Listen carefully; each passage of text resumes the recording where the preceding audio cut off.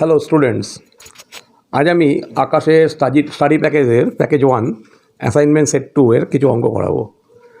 Last ক্লাসেও আমি কিছু 4টে ভিডিওতে আমি এই চ্যাপ্টারের উপরে কিছু অঙ্ক করেছিলাম। এটা মোশন ইন এ স্ট্রেট লাইনের উপরে প্যাকেজ 2 এর কিছু অঙ্ক দেখাচ্ছি। সাম নাম্বার 16, 17, 20, 22, 23, 48 অ্যান্ড 52। তো ভিডিওটাকে ভালো করে দেখো প্রথম থেকে শেষ অবধি। কোনো প্রবলেম থাকলে কমেন্টস করো, হোয়াটসঅ্যাপ করো, চ্যানেলটাকে সাবস্ক্রাইব করো। তো শুরু করছি। Now some number 16, if the displacement of a particle varies with time as root x equal to t plus 7, মানে ডিসপ্লেসমেন্টের সঙ্গে টাইমের একটা রিলেশন দেওয়া আছে গিভেন। তো option 1, velocity of the particle is inversely proportional to T. Second option, velocity of particle is proportional to t square. Third option, velocity of particle is proportional to root t. 4 number option, the particle moves with constant acceleration. তো সলিউশনে root x equal to t plus 7. তো এই ইকুয়েশনটাকে আমি যদি both side squaring করি তাহলে হবে x equal to t plus 7 এর whole square. ওটাকে ব্রেক করলে হবে t square plus 14t plus 49। তো এবার এই ইকুয়েশনটাকে যদি টাইমের রেসপেক্টে ডেরিভেটিভ করি তাহলে dx বাই dt, এটা মানে ভেলোসিটি চলে আসবে, সেটা হবে 2t প্লাস 14। এগেইন আবার এই ইকুয়েশনটাকে আবার t এর রেসপেক্টে ডেরিভেটিভ করছি, তাহলে d2x বাই dt2 মানে অ্যাক্সেলারেশন ইকুয়াল টু 2। তাহলে 2 মানে কনস্ট্যান্ট, টাইমের ওপর ডিপেন্ড করছে না, তাহলে অ্যাক্সেলারেশন কনস্ট্যান্ট। তাহলে অ্যাক্সেলারেশন কনস্ট্যান্ট 4 নম্বর অপশনে রয়েছে, তো 4 number option correct. Now some number 17, a boat cover certain distance between two spots in a river taking t1 hours going downstream and t2 hours going upstream.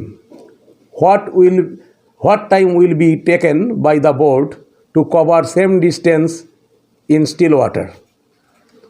তাহলে ডাউনস্ট্রিমে গেলে যে distance t1 আওয়ারে যাচ্ছে, আপস্ট্রিমে সেই distance t2 আওয়ারে যাচ্ছে। যদি still ওয়াটারে যদি বোটটা move করে ওই একই ডিস্টেন্স যেতে কি সময় লাগবে? 4টে অপশন আছে। তো আমি ধরে নিলাম যে শুধু বোটের স্টিল ওয়াটারে বোটের ভেলোসিটি হচ্ছে v1 আর v2 হচ্ছে রিভারের স্পিড, স্ট্রিমের স্পিড। তাহলে ডাউন স্ট্রিমে রেজাল্টেন্ট ভেলোসিটি হবে দুটো স্ট্রিম মানে ভেলোসিটিকে অ্যাড করতে হবে, v1 প্লাস v2। আর ধরে নিলাম ডিস্টেন্স দুটো স্পটের মধ্যে ডিস্টেন্স হচ্ছে d। তাহলে distance by time t1 equal to ডাউনস্ট্রিমে resultant velocity v1 plus v2। Similarly d by t2 হচ্ছে আপস্ট্রিমে ভেলোসিটি হবে, resulting velocity v1 minus v2। আপস্ট্রিমে মুভ করলে যে ভেলোসিটিটা আসছে সেটা হচ্ছে v1 মাইনাস v2, মানে d by t2। 2 number equation. এবারে দুটো ইকুয়েশনকে যদি অ্যাড করা হয় তাহলে 2v1 ইকুয়াল টু আসবে d ইন্টু ব্র্যাকেট দিয়ে 1 by t1 plus 1 by t2। তাহলে এখান থেকে v1 বার করে না হলো v1 equal to d by 2 into 1 by t1 plus 1 by t2। এবার আমাদের যেটা বার করতে হবে সেটা হচ্ছে যদি স্টিল ওয়াটারে একই ডিস্টেন্স d ডিস্টেন্স যেতে বোটটার কী টাইম লাগবে। তার মানে ওই ডিস্টেন্স হচ্ছে d আর শুধু বোটের স্পিড হচ্ছে v1, d বাই v1। তাহলে d বাই v1 ওপরের যে ইকুয়েশনটা এসছে আমাদের সেখান থেকে আমরা যদি বার করি d বাই v1 এর ভ্যালুটা বসিয়ে দেওয়া হলো, যে আলটিমেট সিম্পলিফাই করলে আসবে 2t1 t2 by t1 plus t2। এটা অপশান 3টা correct. Next problem number 20, the initial velocity of a particle is u, মানে টাইম যখন 0 তখন velocity u, t equal to 0 ব্র্যাকেটে দেওয়া আছে। And the acceleration a is given by alpha into t to the power 3/2। তাহলে এখান থেকে বোঝা যাচ্ছে অ্যাক্সেলারেশনটা কিন্তু ভ্যারিয়েবল, কারণ টাইমের উপর ডিপেন্ড করছে। টাইম চেঞ্জ হলে অ্যাক্সেলারেশন চেঞ্জ হবে। Which of the following relation is valid?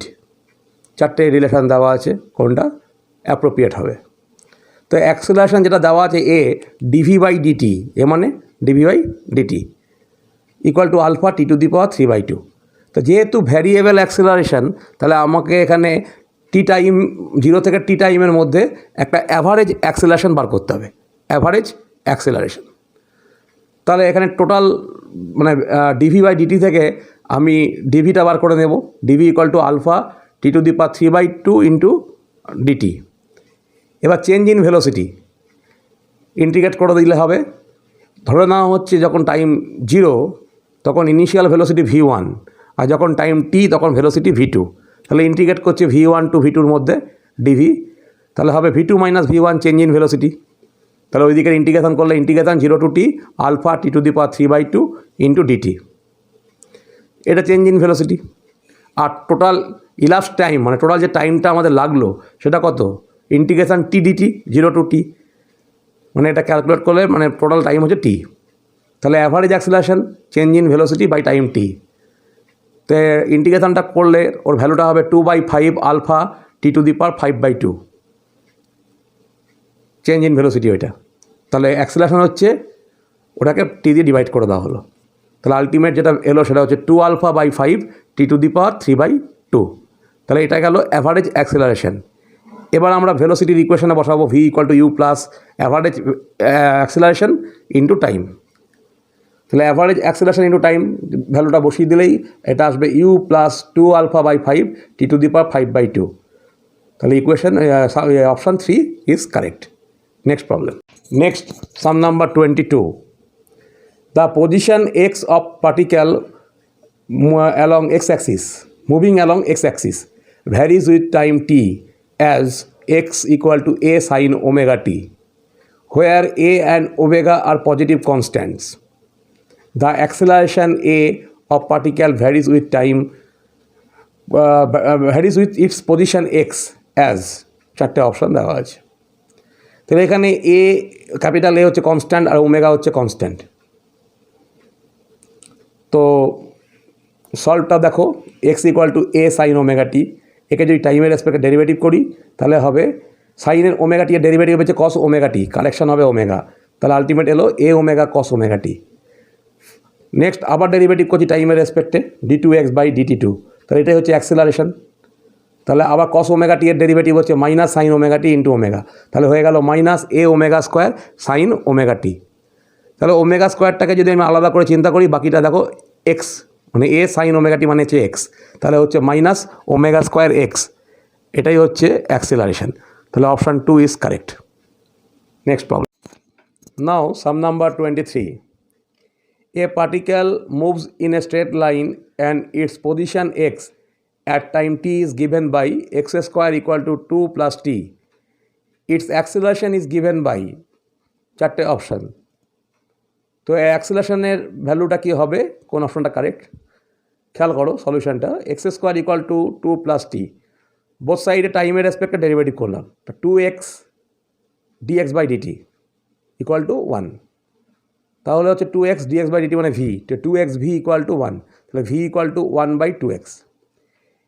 এবার v = 1/2x যে ইকুয়েশনটা আসছে, এটাকে যদি আমি বোথ সাইডে x এর রেসপেক্টে ডেরিভেটিভ করি তাহলে হবে dv/dx = -1/2x²। তাহলে অ্যাক্সিলারেশনের একটা ফর্মুলা আছে a = v × dv/dx, তাহলে v এর জায়গায় বসানো হলো 1/2x আর dv/dx এর জায়গায় বসানো হলো -1/2x²। সিম্পলিফাই করলে আসছে -1/4x³। Option 2 is correct. Next problem. Now some number 48. Acceleration time graph for a particle is given in figure. If it starts motion at t = 0, মানে initial velocity 0, the distance travel in 3 seconds will be. তাহলে এখানে initial velocity 0 মানে start করেছে মানে মানে velocity starting 0। তো 1 second অবধি তার অ্যাক্সিলারেশন ছিল 2 মিটার/সেকেন্ড², মানে গ্রাফে দেখা যাচ্ছে, তাই ভালো করে খেয়াল করো। 0 থেকে 1 মানে 1 সেকেন্ড অবধি ওর ইউনিফর্ম অ্যাক্সিলারেশন ছিল 2 মিটার/সেকেন্ড²। কিন্তু স্টার্টস ফ্রম রেস্ট, স্টার্টস করা মানে কোশ্চেনে দেওয়া আছে মানে ইনিশিয়াল ভেলোসিটি u0। তো 1 সেকেন্ড থেকে 2 সেকেন্ড ওই ইন্টারভ্যালে পার্টিকেলটা কোনো অ্যাক্সিলারেশন ছিল না, ওই সময় কিন্তু সে ইউনিফর্মলি মুভ করেছে।